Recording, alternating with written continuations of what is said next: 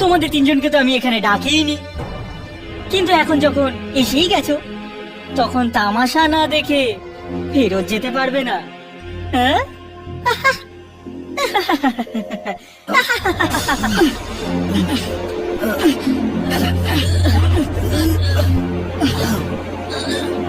Please আমাদের ক্ষমা করে দাও, আমাদের যেতে দাও, প্লিজ প্লিজ যেতে দাও আমাদের। কি পাচ্ছ তুমি এসব করে? করো না এসব, প্লিজ ছেড়ে দাও এদের। এই গল্পটা এমন এক জোকারের যে অ্যাক্টর হতে চাইতো, কিন্তু এই নির্দয়ী পৃথিবী ওকে ঠাট্টার জিনিস বানিয়ে দিল, ঠাট্টার জিনিস বানিয়ে দিল ওকে। আর এখন ওই জোকার ওই সব লোকেদের ঠাট্টার জিনিস বানাবে। তামাশা শুরু।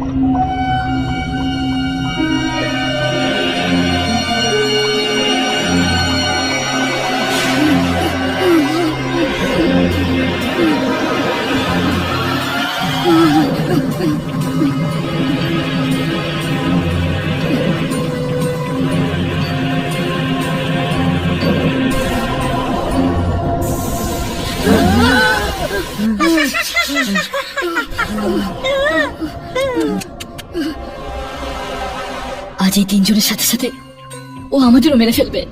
ছেড়ে দাও আমাদের, আমাদের ভুল হয়ে গেছে, ক্ষমা করে দাও, ক্ষমা করে দাও, আমাদের যেতে দাও, প্লিজ প্লিজ আমাদের ক্ষমা করে দাও।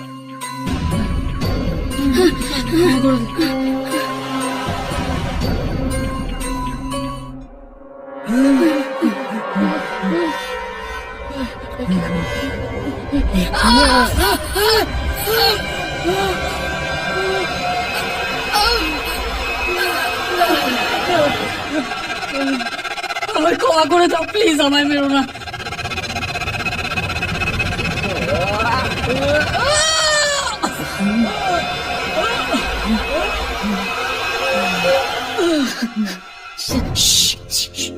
রাঘব, কিচ্ছু বলো না, প্লিজ চুপ করে থাকো।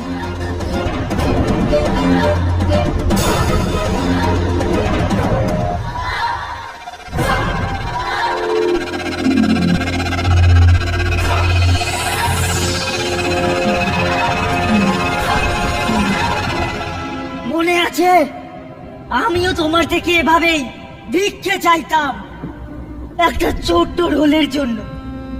একটা ছোট্ট রোল দিয়ে দাও আমায়, কিন্তু তার বদলে আমি কি পেলাম? অপমান, গালাগালি।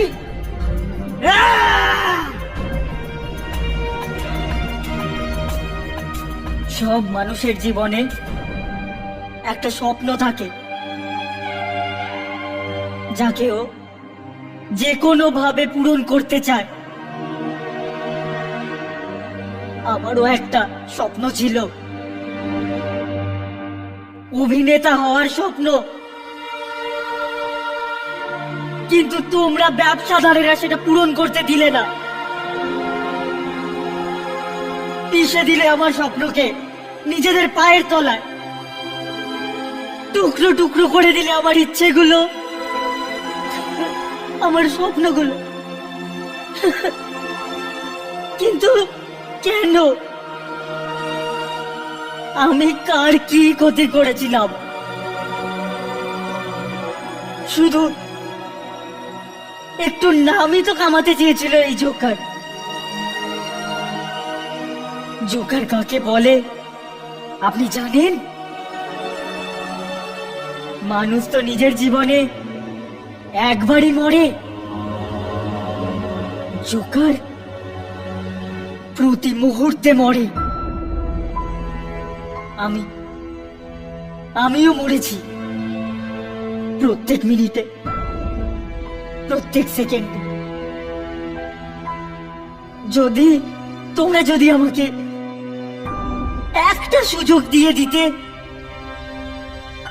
তাহলে আজ আমিও বেঁচে থাকতাম। আমি আত্মহত্যা করিনি, তোমরা সবাই খুন করেছো আমার।